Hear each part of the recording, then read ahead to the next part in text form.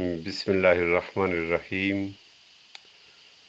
السلام علیکم ورحمۃ اللہ تعالی وبرکاتہ۔ ایک انتہائی سنجیدہ فکر اور اہم نوعیت کا سوال ہے،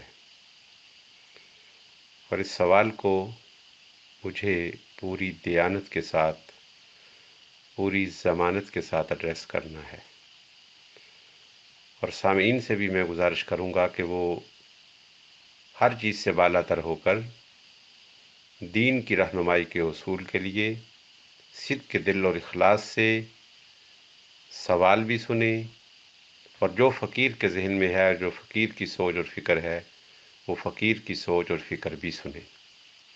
لندن سے ایک صاحب نے سوال کیا ہے کہ مساجد کمیٹیوں کے بعض کاموں پر ہمیں اعتراض ہوتا ہے جو ہماری فکر کے مطابق درست نہیں ہوتا، تو جب ہم اعتراض کرتے ہیں تو وہ یہ کہہ کر اپنا دفاع کرتے ہیں کہ آپ کے اعتراض سے مساجد بدنام ہوتی ہیں۔ تو وہ صاحب یہ سوال کر رہے ہیں کہ کیا ہم اعتراض نہ کریں، یا کیا ہمارے اعتراض سے ہم گناہ گار ہو رہے ہیں اور مساجد کو ہم بدنام کر رہے ہیں؟ تو میں اللہ رب العزت کی توفیق سے جو میری سمجھ ہے، میں اپنی سمجھ کے 100% صحیح ہونے کا ہرگز دعویٰ نہیں کرتا۔ میری فکر، میری سوچ غلط ہو سکتی ہے، مگر قرآن و سنت سے جو میں نے سمجھا ہے میں وہ عرض کروں گا، اور پوری دیانتداری سے عرض کروں گا۔ سب سے پہلی بات تو یہ ہے کہ قرآن حکیم فرقان مجید نے یہ حکم دیا ہے کہ اللہ رب العزت کے راستے کی طرف حکمت اور اچھے واز سے بلاؤ۔ جب آپ کے سامنے کوئی کام آ رہا ہے جو کام آپ کی فکر کے مطابق درست نہیں ہے، تو پھر آپ امر بالمعروف کریں، آپ نہی عن المنکر کریں کہ یہ امت مصطفی علیہ طیت و ثنا کی خصوصیت ہے۔ کنتم خیر امت اخرجت للناس تأمرون بالمعروف وتنہون عن المنکر۔ امر بالمعروف اور نہی عن المنکر ہر صاحب ایمان کے لیے پروردگار عالم کی طرف سے ایک عظمت اور سعادت ہے، مگر آپ نے امر بالمعروف کرنا کیسے ہے، نہی عن المنکر کرنی کیسے ہے، اس کے سلیقے کیا ہیں، اس کے اسالیب کیا ہیں، وہ اپنے ذہن میں رکھنے ہیں۔ کون سے کلمات آپ نے استعمال کرنے ہیں، کون سا لہجہ آپ نے استعمال کرنا ہے، کون سا اسلوب آپ نے استعمال کرنا ہے۔ واضح ہے لہجے میں نرمی ہونی چاہیے، اور لہجے میں اور اسلوب میں حکمت اور دانائی ہونی چاہیے، اور اس انداز سے آپ تنقید کریں، یا اس انداز سے آپ جو غلط کام کر رہے ہیں آپ کی فکر کے مطابق، ان کی توجہ اس جانب مبذول کریں کہ وہ اپنی فکر کو اور اپنے اس کام کو چھوڑنے کے لیے تیار ہو جائے۔ میں شخصی طور پر عوام الناس کی بات نہیں کر رہا، میں علماء کی بات کر رہا ہوں کہ کئی علماء سے میں نے ان کے پرسنل نمبر پر ان سے رابطہ کیا اور ان کی خدمت اقدس میں گزارش کی کہ حضرت آپ نے یہ فرمایا ہے، اس کے اس پہلو سے آپ نے اعراض کر دیا ہے، آپ توجہ فرمائیں، شاید آپ کی توجہ اس جانب ہو جائے۔ تو انہوں نے شکریہ کے ساتھ میرے فون کو اور میری یادداشت کو اور میری اس امر تنبیہ کو، تنبیہ سے مراد بیدار کرنا، توجہ دلانا، انہوں نے قبول کیا ہے، انہوں نے میرا شکریہ ادا کیا ہے۔ ابھی رات ہی ایک صاحب سے میری بات ہوئی، انہوں نے بڑی فراخ دلی سے میری تنقید کو سنا ہے، کھلے دل سے، اور انہوں نے اعتراف کیا ہے، بلکہ انہوں نے میرا شکریہ ادا کیا ہے کہ آپ نے ڈائریکٹ مجھ سے بات کی ہے۔ عام طور پر ہماری عادت یہ ہے کہ ہم پیٹھ پیچھے باتیں کرتے ہیں اور منہ کے سامنے ہم تعریف کرتے ہیں۔ درست لہجہ نہیں ہونا چاہیے، الفاظ کا انتخاب صحیح ہونا چاہیے، لہجہ اور اسلوب درست ہونا چاہیے کہ اگلا یہ نہ سمجھے کہ یہ میری مخالفت کر رہا ہے، بلکہ وہ یہ سمجھے کہ یہ میری اصلاح کر رہا ہے۔ تاجدار دو جہاں صلی اللہ علیہ وسلم کا فرمان عالی شان ہے، آپ نے فرمایا انصر الظالم انصر اخاک الظالم بالمظلوم، اپنے بھائی کی مدد کر، وہ ظالم ہو یا مظلوم ہو۔ یعنی بھائی ظالم ہو تب بھی مدد کر، بھائی مظلوم ہو تب بھی مدد کر۔ صحابہ کرام کے ماتھے ٹھنکے، انہوں نے عرض کی یا رسول اللہ صلی اللہ علیہ وسلم، آپ فرما رہے ہیں مظلوم کی مدد تو ہم کریں، مگر آپ فرما رہے ہیں ظالم کی مدد کرو۔ فرمایا ہاں ظالم کی مدد کرو۔ فرمایا ظالم کی مدد یہ ہے کہ اس کو آپ ظلم سے روک دو، اگر ایک آدمی غلط کام کر رہا ہے، نادرست کام کر رہا ہے، تو اچھے لہجے میں، اچھے انداز میں، اچھے اسلوب میں، اچھی ورڈنگ میں اس کی عزت نفس کا خیال کرتے ہوئے اس کی اس جانب توجہ دلانا، یہ تو اس پر احسان ہے، اس کو تو شکریہ ادا کرنا چاہیے۔ پہلی بات تو یہ تو ہے سائل کی طرف سے، یہ تو ہے کرٹیسائزر کی طرف سے، کہ اس کا لہجہ اچھا ہو، اس کا اسلوب اچھا ہو، وہ اس کی عزت نفس کا خیال کرے، اور ایسا لہجہ، ایسا اسلوب، ایسا انداز نہ اپنائے کہ اگلا یہ سمجھے کہ یہ میری مخالفت کر رہا ہے، بلکہ وہ یہ سمجھے کہ یہ مجھ پر احسان کر رہا ہے۔ یہ تو ذمہ داری تھی کہنے والے کی۔ پھر سننے والے کی ذمہ داری بھی یہ ہے کہ سننے والا بھی اخلاص سے سنے، اور وہ توجہ سے سنے، اور اس کو اپنی عزت نفس کا مسئلہ نہ بنائے، بلکہ وہ اپنی قیامت کے دن اللہ رب العزت کی بارگاہ میں جواب دہ ہونے سے ڈرے۔ اب میں بڑی اہم بات کہنے لگا ہوں، اور پوری ذمہ داری سے کہنے لگا ہوں، اور اس سے پہلے میں سیدنا صدیق اکبر رضی اللہ تعالی عنہ کا ایک فرمان عرض کرنے لگا ہوں۔ سیدنا ابو بکر صدیق رضی اللہ تعالی عنہ نبی دو جہاں صلی اللہ تعالی علیہ وآلہ وسلم کی تشریف لے جانے کے بعد پہلے منصب خلافت پر متمکن ہوئے۔ آپ نے جو پہلا خطبہ دیا، آپ نے فرمایا، لوگو، اگر میرا کام اللہ اور اس کے رسول صلی اللہ علیہ وآلہ وسلم کے ارشادات نور کے مطابق ہو تو میری مدد کرنا، اور اگر کوئی میرا کام اللہ اور اس کے رسول صلی اللہ علیہ وسلم کے ارشادات نور کے خلاف ہوا تو ہاتھ پکڑ کر میرا مسند خلافت سے اتار دینا۔ تنقید کے لیے، تعمیری تنقید کے لیے ایک منصب دار شخص کو، یعنی ایک صاحب منصب کو ہر وقت تیار رہنا چاہیے، اور تعمیری تنقید اصلاح کا باعث بنتی ہے اور پروموشن کا باعث بنتی ہے، مگر تعمیری تنقید، تخریبی تنقید نہیں۔ یعنی کسی کی عزت کے ساتھ کھیلنا، کسی کی عزت کو اچھالنا، یہ بھی جائز نہیں ہے۔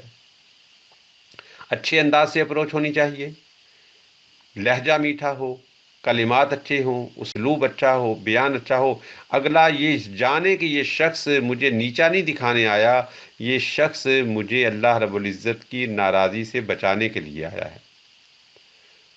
اور پھر اور جو بات میں عرض کرنا چاہتا ہوں، وہ مساجد کمیٹیاں پوری توجہ سے سماعت فرما لیں، اور یہ نہ سمجھیں کہ میرے کوئی اور غرض ہے، میں ہر غرض سے بالا تر انسان ہوں۔ اغراض دنیوی سے بہت بالا اللہ تعالیٰ نے میری سوچوں اور فکر کو بنایا ہے، اور وہ یہ ہے کہ جو شخص مسجد کی صرف بات نہیں کر رہا، وہ مسجد ہو، وہ مدرسہ ہو، وہ کوئی تنظیم ہو، وہ کوئی فلاحی ادارہ ہو، وہ کوئی یتیم خانہ ہو، وہ کوئی غریب خانہ ہو، وہ غریبوں کے لیے لنگر بناتا ہو، کوئی بھی فلاح و بہبود کا جو کام کرتا ہے، اس کے لیے وہ جواب دہ ہے۔ کلکم راعین و کلکم مسئول عن رعیتہ، تم میں سے ہر ایک نگہبان ہے، اور ہر ایک سے اس کی رعیت کے بارے سوال کیا جائے گا۔ اپنے آپ کو سوالات سے بلند سمجھنا یہ مناسب نہیں ہے، یہ غلط ہے، یہ صحیح نہیں ہے۔ اگر آپ کو اللہ رب العزت نے ایک منصب عطا کیا ہے، ایک ذمہ داری عطا کی ہے، تو اس کا معنی میرے عزیز یہ ہرگز نہیں ہے کہ آپ کو ڈکٹیٹرشپ مل گئی ہے، آپ جو چاہیں وہ کریں، جس کو چاہیں رکھیں، جس کو چاہیں نکالیں، جس کو جو چاہیں، نہیں۔ آپ امین ہو، آپ ایک ٹرسٹ ہے آپ کے پاس اللہ اور اس کے رسول صلی اللہ علیہ وسلم کا، آپ نے وہی کہنا ہے، وہی کرنا ہے، وہی حکم دینا ہے جو اللہ اور اس کے رسول کے حکم کے مطابق ہو۔ یہ معنی نہیں ہے کہ آپ چیئرمین بن گئے ہو، آپ ڈائریکٹر بن گئے ہو، آپ آرگنائزر بن گئے ہو، آپ کسی کے فاؤنڈر بن گئے ہو تو آپ کا جو دل چاہے وہ کرتے رہے، نہیں۔ آپ کو اپنی ہر بات کا، اپنے ہر عمل کا، اپنی ہر فکر کا جواب دہ ہونا ہے، اور آپ کی ہر عمل، ہر فکر اور ہر سوچ کی بنیاد اللہ تعالیٰ کا فرمان اور نبی دو جہاں صلی اللہ تعالیٰ علیہ وآلہ وسلم کا ارشاد نور ہونا چاہیے۔ آپ امین ہیں، آپ کو امانت دی گئی ہے، اور آپ نے اس امانت میں تصرف اللہ اور اس کے رسول صلی اللہ علیہ وسلم کے ارشادات نور کے مطابق کرنا ہے۔ آپ کو ہرگز یہ اجازت نہیں ہے کہ آپ جو چاہیں فیصلہ کریں، جو چاہیں جس طرح کریں، اس کی ہرگز آپ کو اتھارٹی نہیں ہے۔ آپ تو اللہ اور اس کے رسول کے فرمودات کے مطابق اپنے ادارے کو، اپنی مسجد کو، اپنے مدرسہ کو، اپنی تنظیم کو، اپنی فلاح و بہبود کی آرگنائزیشن کو چلانے کے لیے معین ہیں، آپ اس کے لیے متعین ہیں، اس کے خلاف آپ نہیں کر سکتے۔ اگر آپ کا کوئی فیصلہ، کوئی حکم، کوئی فعل، کوئی عمل اسلام کے اصولوں کے خلاف ہوا تو آپ کو اللہ تعالیٰ کے سامنے جواب دہ ہونا ہوگا۔ تو اس سے بہتر ہے کہ اللہ تعالیٰ کے سامنے جواب دہ ہونے سے پہلے یہاں اصلاح کر لی جائے۔ کرنے والا اچھے انداز سے تنقید کرے، یہ اس کے ذمہ فرض ہے، لازم ہے، اور سننے والا شکریہ کے ساتھ اس کی تنقید کو قبول کر لے اور شکریہ کے ساتھ اپنی اصلاح کر لے۔ یہ فقیر کے ذہن میں تھا، اور فقیر نے پوری دیانتداری سے جواب دیا ہے، جو جواب مجھے شریعت اسلامیہ مجھ سے تقاضا، میرے پاس بھی ایک منصب ہے اور میں اللہ رب العزت کا شکر ادا کرتا ہوں، اس نے مجھے منصب علم عطا فرمایا ہے اللہ تعالیٰ کی طرف سے، اور مجھے بھی جواب دہ ہونا ہوگا۔ میں نے جو باتیں کی ہیں نا، میں نے کسی کی طرفداری کی ہے یا میں نے تعصب سے کام لیا ہے یا کسی کو میں نے ڈیفیم کرنے کی کوشش کی ہے، مجھے بھی ایک ایک لفظ کا جواب دینا ہے۔ میں نے وہی کہا ہے جس کو میں حق سمجھتا ہوں۔ ہاں، اگر میری کوئی اس بات پر تنقید کرنا چاہے تو اہلاً و سہلاً مرحبا۔ میں جہاں پر بھول ہوئی ہو، جہاں پر چوک ہوئی، میں اپنی اصلاح کرنے کے لیے ہر وقت تیار رہتا ہوں، اور اصلاح سے کوئی بندہ بلند و بالا نہیں ہو سکتا۔ ہر منصب کے لیے، ہر مقام کے لیے اصلاح کے پہلو کھلے ہوتے ہیں، اور اصلاح سے انسان نکھرتا ہے۔ اس سے کوئی بدنامی نہیں ہوتی، اس سے کوئی عدم شہرت نہیں ہوتی، بلکہ بدنامی اس میں ہے کہ غلط کام میں کروں اور غلط کام میرا ہر طرف پھیل جائے۔ یہ بدنامی نہیں ہے کہ کوئی اصلاح کرے اور اس اصلاح کو، یہ تو اچھائی ہے، یہ تو آپ کی خوبی ہے۔ مجھے جب بھی کوئی ایسی بات کرتا ہے، جب بھی کوئی ایسی بات کرتا ہے، میں پورے پوری اخلاص کے ساتھ اس کی اصلاح کو قبول کر لیتا ہوں۔ میں ایک مثال دیتا ہوں۔ میں نے اپنے یوٹیوب چینل کا نام سلطان باہو انسٹیٹیوٹ رکھا تھا۔ میری عقیدت ہے سلطان العارفین برہان الواصلین قدوۃ السالکین سیدنا صفی سلطان باہو قدس سرہ العزیز سے۔ مجھے ایک دوست نے فون کیا اور انہوں نے کہا کہ اس نام کو بدل دیں۔ میں نے عرض کیا کیوں نام کو بدلوں؟ مجھے اچھا نہیں لگا۔ میں نے کہا میں کیوں نام کو بدلوں؟ میرے تو وہ مرشد صادق، انہوں نے کہا ٹھیک ہے آپ کے مرشد صادق ہیں، لیکن اس نام کی وجہ سے بہت سارے لوگ آپ کے یوٹیوب چینل کو نہیں دیکھیں گے۔ بات میری سمجھ میں آ گئی۔ میں نے شکریہ کے ساتھ اسی لمحے اپنے چینل کا نام تبدیل کر دیا۔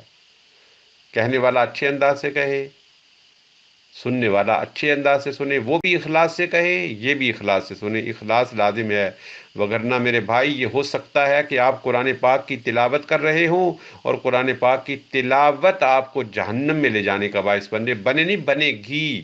بخاری شریف کی روایت ہے کہ جہنم کی آگ کی جو ابتدا ہوگی نا، وہ ایک عالم دین سے ہوگی، وہ ایک عالم دین علماء کے طبقہ سے ہوگی، اصفیاء کے طبقہ سے ہوگی اور شہداء کے طبقہ سے ہوگی۔ اللہ تعالیٰ ان تینوں طبقات سے پوچھے گا کہ تم نے کیا کیا ہے، وہ اپنے اپنے اعمال پیش کریں گے۔ اللہ تعالیٰ فرمائے گا ہاں تم نے کیے تھے مگر میرے لیے نہیں کیے تھے، جس مقصد کے لیے کیے تھے وہ مقصد تمہیں دنیا میں مل گیا ہے، آج میرے پاس تمہارے لیے کچھ نہیں ہے۔ ان کو منہ کے بل گرا دیا جائے گا، منہ کے بل جہنم کے میدان میں گھسیٹا جائے گا، اور بے عزتی سے اور رسوائی کے انداز میں اس کو جہنم کی آگ کے اندر پھینک دیا جائے گا۔ یہ بیان کرنے کے بعد میرے آقا گھٹنوں کے بل کھڑے ہو جاتے، جسم بے قرار اور مضطرب اور ملتہب ہو جاتا، اور فرماتا کہ ان تین بدبخت طبقات سے قیامت کے دن جہنم کی آگ کو دہکانے کی ابتدا کی جائے گی۔ تو ڈرنا چاہیے۔ بلکہ میں تو اس بات کا روادار ہوں اپنی ذات کی حد تک، میں دوسروں کو نہیں کہتا کہ اس طرح کریں، مگر میں اپنی ذات کی حد تک اس بات کا قائل اور روادار ہوں کہ اگر میرے کسی کام پر کوئی درست لہجے میں بھی، کوئی سخت لہجے میں بھی تنقید کرے تو میں اس تنقید کا خیر مقدم کرتا ہوں۔ اگر یہ اس درست لہجے میں تنقید کرنے والے کی بدعملی ہے، اس کو ایسا نہیں کرنا چاہیے کہ اس کا یہ لہجہ اس پر تنقید ہے، کہ وہ دوسرے کو تو تنقید کا نشانہ بنا رہا ہے مگر اس کا اپنا لہجہ، اپنا اسلوب، اپنا طرز، اپنا انداز اسلام کے اصولوں کے مطابق نہیں ہے۔ ہمیں دوسرے کی اصلاح کا یہ پہلو اپنانا چاہیے جو ہمیں اہل بیت سے ملا ہے۔ امام حسن اور امام حسین رضی اللہ تعالیٰ عنہما نے کسی کو دیکھا کہ ایک بابا ہے اور وہ وضو غلط انداز سے کر رہا ہے، تو ان کے قریب گئے اور ان کے قریب کہنے لگے کہ بابا جی ہم وضو کرتے ہیں، ہمارے وضو کو دیکھ کے اگر کہیں کمی ہو، اگر کہیں کوئی نقص ہو، اگر کہیں کوئی غلطی ہو تو ہماری اصلاح کر دے۔ بابا جی تیار ہو گئے، تو جب دونوں شہزادوں نے وضو کیا تو بابا جی کچھ بابا صحابی تھے یا تابعی تھے، ان کے ذہن میں آ گیا کہ نہیں یہ تو میرا طریقہ غلط تھا۔ سمجھانے کا بھی تو یہ انداز ہونا چاہیے نا، سمجھانے کا بھی یہ انداز تو نہیں ہونا چاہیے کہ ڈٹ لے کر پڑے اور گالیوں سے آپ بات کریں۔ اچھے انداز سے بات کی جائے، اچھے انداز سے بات سنی جائے۔ یہ وہ فکر تھی، یہ وہ سوچ تھی جو میں نے قرآن و سنت سے اخذ کی ہے۔ اگر میں نے کہیں غلطی کا ارتکاب کیا ہو، کہیں غلط سوچ دینے کا ارتکاب کیا ہو، تو میں ہاتھ جوڑ کر سامعین کی بارگاہ سے بھی معافی کا طلبگار ہوں اور اللہ تعالیٰ کی بارگاہ سے بھی معافی کا خواستگار ہوں۔ السلام علیکم ورحمۃ اللہ تعالی وبرکاتہ۔